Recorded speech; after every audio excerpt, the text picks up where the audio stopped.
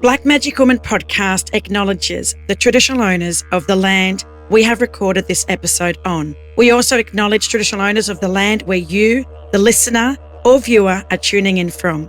We would like to pay our respects to our elders past and present and acknowledge that this always was Aboriginal land and always will be Aboriginal land. Welcome to the Black Magic Woman podcast with Mundanara Bayles. G'day all you mob, welcome back to another episode of this deadly podcast, Black Magic Woman. I'm glad that you found this show. If this is your first time, we've got some really deadly listeners that have been following this show for the last 4 years. And big shout out to all of you. You know who you are. I met a woman from the Benevolent Society just yesterday. I was delivering training, and she actually told the executive and the board that she has been following my journey for quite some time. I am at the Indigenous Leadership Summit on beautiful Arrernte country, so I just want to acknowledge the Wurundjeri Wurrung peoples and acknowledge all you deadly mob and the traditional owners and country where you're listening to this podcast from. I'm here with one of my deadly tidders. We've been connecting and yarning for the last couple of years.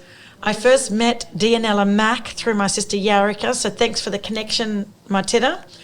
Dee, tell us now, this is how black fellas introduce ourselves. I already told them your name. You want to tell us a little bit about your mob, your country, and where you grew up? Yeah, no worries, Sissy. Lovely to be back here with you. I think you're the only one who's sort of dragged me out to get on sort of a podcast and have a go. So appreciate being back to talk to you.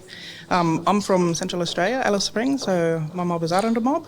And, all my family back home, that's where I was just born and raised, never really had an interest of trying to leave there, but that's where I call home, and that's where my cultural roots go back to. And for people that are living, outside of Australia or are new to this country, describe Arrernte country.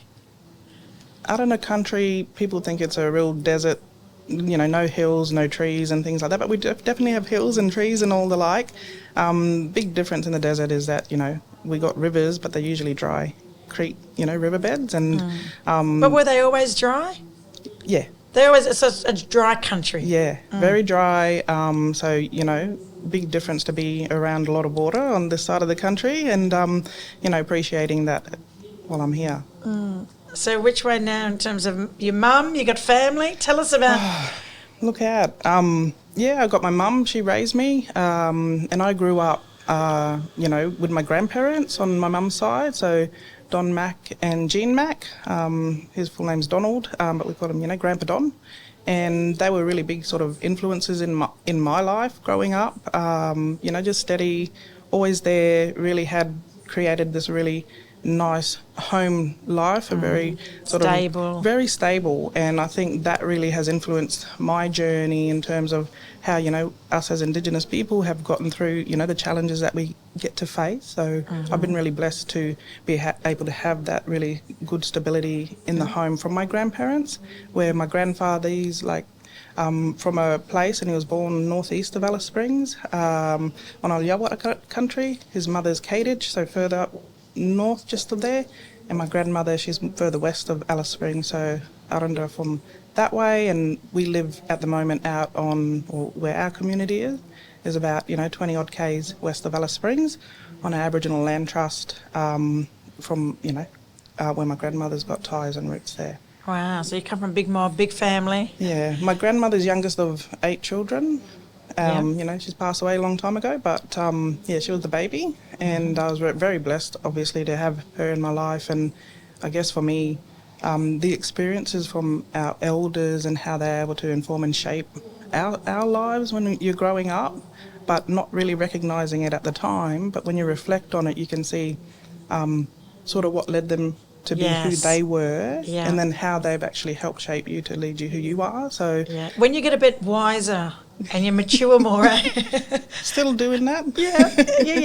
But you do start reflecting on them yarns, and even when you get that same yarn 10 times, but they're making sure that you heard the yarn, and that it's like that yarn doesn't change, the story doesn't change. And the joke never gets old, right? No, You can that's tell the the same. same joke. You got to laugh at it because it's real funny. That's black humour for black fellas, you understand this? Yeah, and when you say that repetitiveness, and I think something that's reflected in my life, that you don't learn things just because you get told it once, and our people knew that. That's why they was always there telling the same thing, and until you embed that Of course. understanding and learning, I think that's come into play. And in terms of- demonstrate it. Absolutely. Them watching to see whether you're taking any of this information in, you know, by your actions and how you're conducting yourself Yeah. in the family, community. Yeah. And I think for me, when I reflect on growing up, because, you know, I've got my own kids, so I better give a shout out to my kids. You better. And they're looking at you now. They're not babies. They always growl me, you know, we're not babies, Mum. So I have a son and 2 girls. Yeah. My eldest son's named Ethan. He's about to turn 30 this year. And my eldest daughter's named Shania. She's 26. And my baby, he'll still always be my baby, Kia, she's 22. And she's the first one to have left home. And she's gone back to Arrernte country, and She's living there. yeah, She's gone home. this year. I wasn't ready for that. What made her? What was the decision? What led to her going back home from Brisbane? She was living here with you. Yeah. So opportunity to go and do a digital pathways program.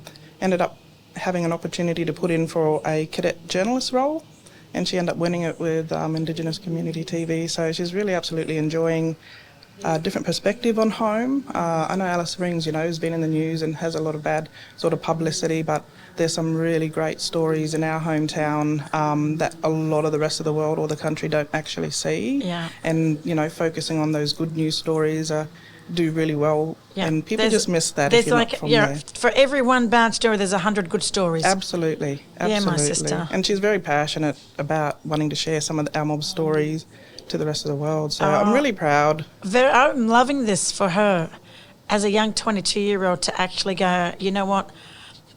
I've got my community needs me. My people need me. And, you know, sometimes living in these big cities, it's very seductive to be in these big cities with big buildings and the fast life. It's not for everyone, right?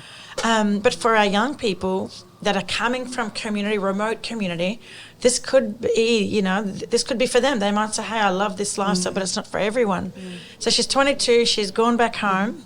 And the other 2, which way? Oh, no, they're in Brizzy with me. Yeah. So calling, you know, Brizzy Yeah. home, and been appreciative, you know, from a cultural perspective to be living on traditional lands there, because I don't have the connection to the stories and everything. Yeah. And it's just beautiful country, I have to say. And I never wanted to leave home. I'm a desert woman. Yeah. And so to come and be surrounded by a lot of water, you know, my kids enjoy it. They love going swimming at the beach, but you'll catch me on the beach watching and Yeah, you're not saltwater woman. no, but I can appreciate it and, you know, Yes. and enjoy it just by watching. Deadly. And look, when I saw you was on the program for this Deadly Summit, how deadly is it, sis, like just to walk into this room today and, well, you were here yesterday as well, wasn't you? Yep. So tell us a little bit about this conference and on the program, and then I'd love to hear what you're going to talk about as well. Yeah. We get a sneak peek. Look out.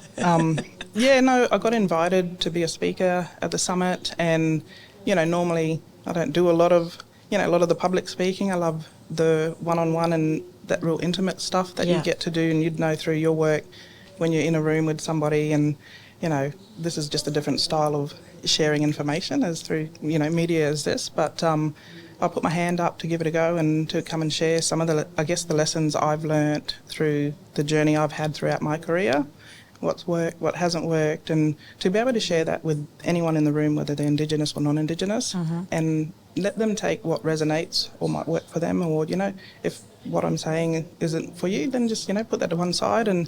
But my I guess, efforts and understanding of the work that I've been doing in this cultural capability space, just like you, sis, you know, it isn't always easy, but, you know, it's nice to know someone's there trying to do the work and supporting with people who want to learn and to grow, especially about our mob and the ways in which they can work better with us. Yes. So what got you into this kind of work? Like, was it always something that you wanted to do, or was it just by accident? Or you By know default. someone that said, hey, I got this deadly job, you'd be good at it? Well, leading up, I never thought I'd be talking about cultural capability in our mob, and because my history, you know, growing up in an urban area with my grandparents, they could speak several of our languages, plus English. However, they turned around and only spoke English to us. And that was in an urban setting, and I didn't think there was a bit of a loss there in understanding that. And it's not till you look back and think, well, come on, one of them could have been really good, you know, to be able to share. But I think that influence came from their experiences of growing up on stations in Central Australia, where my grandfather probably had more of a tougher time, not treated that well, and basically I think at the end of the day got the sort of the black kicked out of him. But Yeah, that's what happened. They did. And you They know, weren't allowed to speak their language, No. that there was actual policies in place and there was punishment, severe punishment. yeah, and you know that experience, because we got so much language that is still in Central Australia, which we're very lucky and blessed to have. But I think that influence with him and looking at where's this going and where's that career and how do I ensure the best for my children to be able to give us an opportunity to survive those changes that have come in. Yeah. And, you know, I think it's actually set me up in a way, because I didn't grow up speaking it. Definitely know all the swear words, but I don't usually teach people them. But I grew up with a lot of cultural behaviours. So for me, I couldn't understand why non-Indigenous people did things differently to our mob. I just thought it was weird or strange, Yeah, and yeah. you know, It's this might just- make me uncomfortable, but Yeah. I didn't know why. So I didn't have the words to articulate that. But that there followed me throughout school. And you know, when you get shame, or that's what, you know, I don't know, people think, you know, hide away from people and don't want to talk or don't want to engage, speak publicly. don't want to Yeah. engage. And for me, that went into the workplace. And I could not understand what that dynamic was, or how do I articulate or explain that. Yeah. Or why am I the only one feeling like this? Who do I talk to about it? Yeah. When there's no one else in the workplace that looks like me. Yeah. So did you work in like any kind of mainstream organisations? Back in Alice, there's mob everywhere. Yep. I'm very blessed to have a lot of Indigenous people Yeah. living in Alice Springs. But, Yeah. you know, I took up an opportunity to come and work in Brisbane for a corporate giant Yep. sort of thing. Yep. To be able to do still the work that I'm passionate about. Yeah. And that was back in November 2018. So it's been a while. So I was telling you when we've been having our yarns that I don't have that experience or exposure as a corporate, like an employee of a corporate organisation. I've only worked on the outside, looking in, and it's different, right? Yeah. In terms of working in corporate Australia, what do you think some of the challenges have been for you to, I don't know, do you have the same ambitions that a lot of people in corporate Australia have in terms of climbing the ladder? There's this competitiveness. You notice that? You don't even have to work in corporate Australia and everyone wants to compete with you. Yeah. But that is so not, it's un-Aboriginal. It's not traditionally our way. It's like- not our way, yeah. but it's not saying that we are not competitive. No. My kids are very competitive. Look, just get out on the netball court. Yes, we are competitive, but in terms of, you know, big noting yourself, selling yourself, talking yourself up, like that's not seen as a good thing in Aboriginal culture. No. Yeah. No, it definitely isn't. And like I think for me, that those difference in this Western world and this our world, you know, there are, I think, synergistic points like of crossover, but they're two very different way of doing and being. Yes. And like I said, when I grew up, like the thing that struck me the most, and I'll share tomorrow a story, is about my grandfather. And I just want to put some context around this, is when we first moved out on country, I remember going out, he welded up this old trampoline frame with steel, and we could put two mattresses on top. We'd sleep out under the stars and stuff like that. And that was our mob's first sort of more of an experience of just getting out of the urban area, or, you know. And, you know, my grandfather's like my father figure. And so when we were camping, early hours of the morning, and when the sun just peeks up over the horizon, I'd see my grandfather walking around looking at the tracks on the ground, or I didn't really know what he was doing. He had his hands behind his back looking around and curious. I think I would have been around, 9 or 10 or something like that. Got up, went to join him and said, just trying to find out what he's doing. You're just watching, you're observing. I was curious, right? Yeah. And he started telling me stories about the tracks. And he'd say, snake went that way last night. And then I'm looking, and then, keep walking. And he's like, goanna went that way this morning. And I was so excited because I couldn't read the country the way he did because I didn't have the eyes for it. I didn't have the opportunity to. Yeah. And I was like, and that comes with time. Absolutely. Time on country. Yeah. Immersion in there, yes. right? And opportunity to listen to country, because country is your best teacher that you could have, is you can sit down and listen to it. So when I asked him, I turned around and I was like, Grandpa, how do you know which animal, which way, or how long ago, right? And he was quiet. And that to me was a profound moment, because my grandfather it felt like he ignored me, but I knew he wasn't doing that intentionally. And for me to be able to reflect on that moment, when being on country, he switched back into an Indigenous way of education, is that you don't ask questions because you might not be ready for that answer. Yes. And you have to pay attention. I'll tell you when I think, or you might not be the right person. Yeah. Or you have to earn to learn in our culture, right? And he did it automatically, and I did not know, and I didn't experience him that way. So, I'd go out on... stuck with you. Absolutely. To this day. Yeah. And I'd go out there and, my nan's taught me a lot of lessons, but in regards to this one, he was able to, when I would go out on weekends and holidays, go and follow him and look at tracks. And I'm not going to say I'm an expert by any means, but I like telling people I definitely know if it's a snake and which way it's going. I'm going to go the opposite direction. Because, we never grew up around there. We grew up in sort of a house in the urban area. And but for me, he knew things like, so-and-so drove over here the other day, because he knew tyre treads, right? Tyre tracks, stop. Yeah, and it was just amazing for me, and it's something that sort of sat with me, and it was about observation. How do you go in and observe and listen to country? So I've got, back in Alice Springs, I did some cultural tourism out at our tourism destination, which is called Stanley Chasm, or Ngurla Twadja. So shout out to all the mob out there working hard, all the family. But never had that space to be able to be on country. And it's like, in a way, I felt like country called me back, and that's what got me out of working sort of in government and going back to learn from the land. And I did cultural tourism for about 3.5 years. Yeah. But one of the biggest things I would tell any of our people, the tourists coming in, is that you have to listen to country. And, listen with all your senses. What do you see? What do you hear? What do you smell? I tell them, what do you feel? And I tell them, don't eat anything, because it might be poisonous. I'm not covered for insurance for that. Course. Trying to make them laugh. Don't do that. Little icebreakers. Yeah, but in terms of listening to country with all your senses, I think that's an essence of our people. Had a lot of mindfulness in regards to just tuning in. And that's where you find, it doesn't matter if you're Indigenous or not, when you go on country and you go on holidays, that's when you feel the best. Time slips away from you. You're in that moment. Your senses are all immersed in, what's going on there. And that's a real healing thing for anybody, to be in touch with nature. I only just posted yesterday about Dadiri, which is deep listening, but it's more than just deep listening. And I actually put a PDF on my LinkedIn post. If anyone wants to go back and check, you can. Otherwise, you can Google it. But it talks about silence. Black fellas can sit in silence for a long time and not feel the need to break that silence with chatter or small talk. But for non-Aboriginal people, sitting in silence makes people uncomfortable.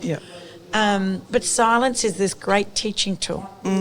And like you said, being on country and just listening to country, it's an experience. You're learning from country, you're talking to country, but it's that healing component as well that most people probably don't really understand, because they might say, well, I'm not a spiritual person.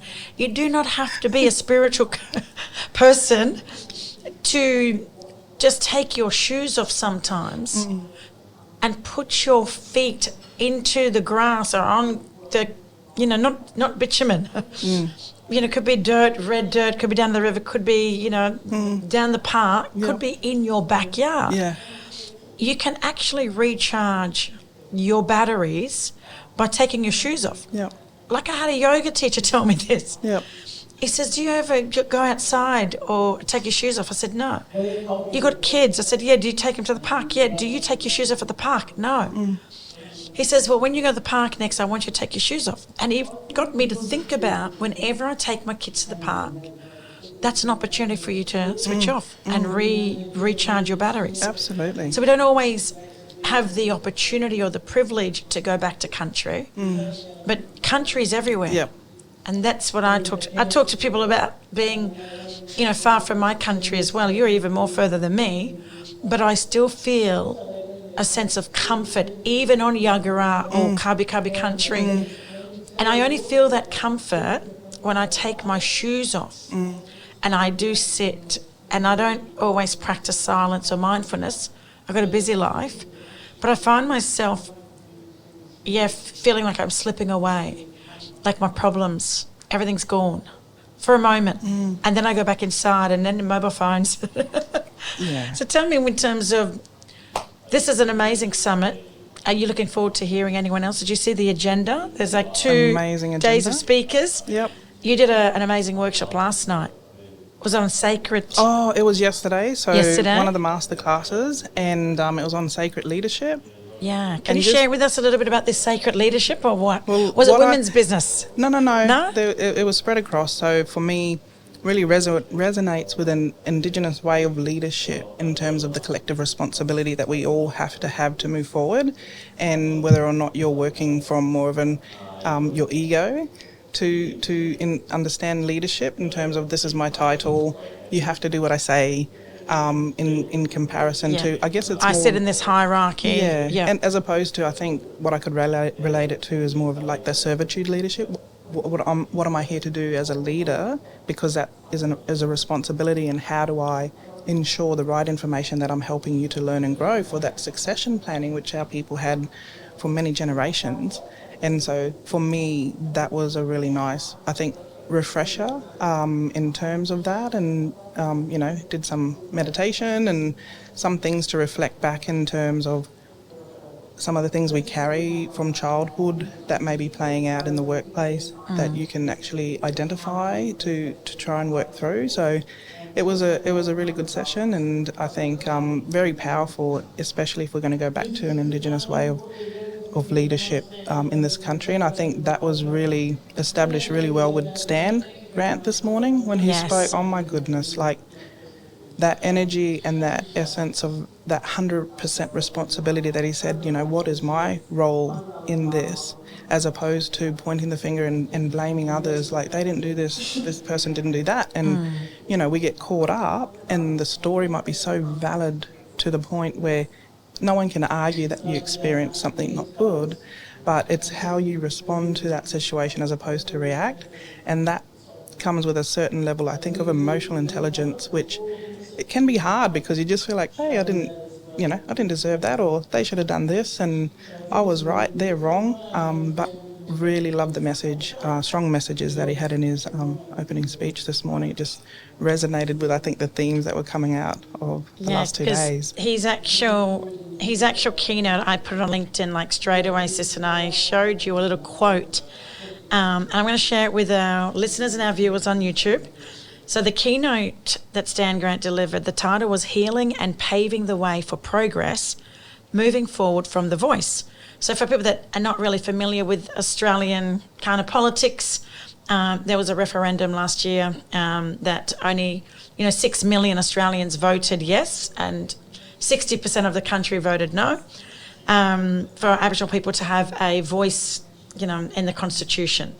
So what he said that I wrote was, being a First Nations person means we have a place where we belong. Mm-hmm.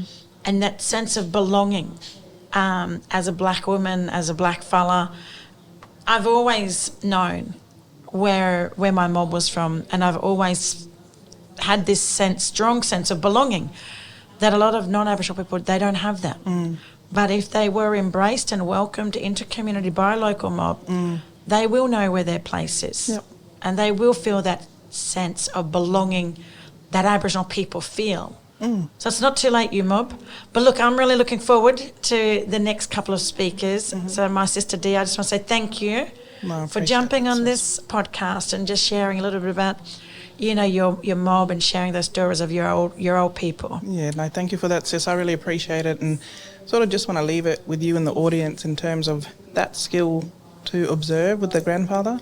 I think I've taken it into the workplace and to try and listen sort of with all my senses to see what I'm learning and growing and what's a better way forward in terms of, you know, that relationship building. And I think that's really important, and taking that responsibility for ourselves and our part in making it a workplace or a community or a country that we all want to be part of. And everything makes a difference if we take that individual responsibility moving forward. So I really appreciate you doing your part, helping, you know, share all these stories out to the rest of the audience out there, and being able to help give these messages for people who might want to pick that up and take that with them. So thank you for that, sis. Oh, you're very welcome. Look, to all you Deadly Mob listening, you can follow this Sister Dee. Get on LinkedIn. We're both on LinkedIn. We'll make sure that we add some show notes, especially around deep listening, and I'll see if I can find some stuff around that, you know, that power of observation. It's a skill to be able to observe and to read country. I'll see if I can find some resources to post in the show notes. So look, you mob, I hope you've enjoyed this deadly yarn. Until next time, bye for now. If you'd like any more info on today's guest, please visit our show notes in the episode description. A big shout out to all you Deadly Mob and allies who continue to listen, watch and support our podcast. Your feedback means the world. You can rate and review the podcast on Apple and Spotify, or even head to our socials and YouTube channel and drop us a line. We'd love to hear from you. The Black Magic Woman podcast is produced by Clint Curtis.